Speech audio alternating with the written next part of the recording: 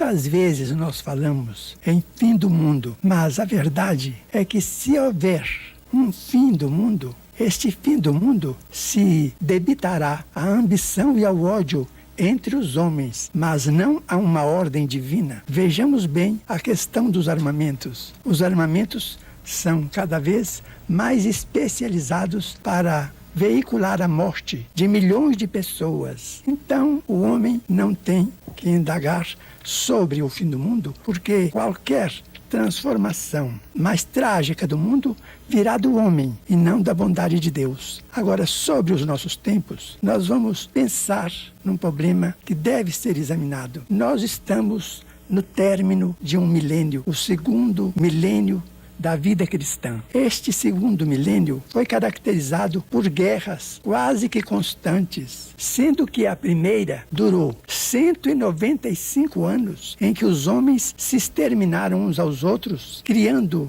dificuldades kármicas para a humanidade muito grandes. Foram as guerras das cruzadas. Elas persistiram pelo espaço de quase 200 anos, de modo que começou a guerra entre os cristãos e os não cristãos. E as lutas foram terríveis, de acordo com as possibilidades bélicas daquele tempo, do princípio do milênio.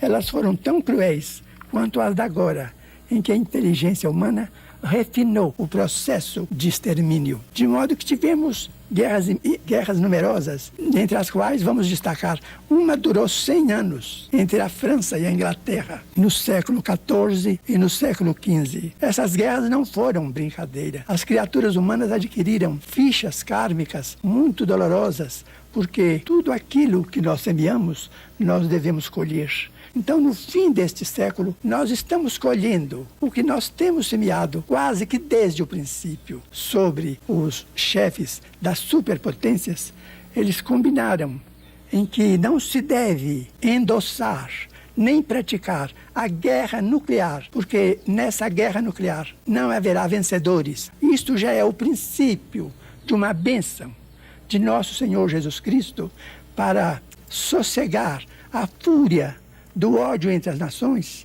criados pelos próprios homens sobre as suas próprias cabeças.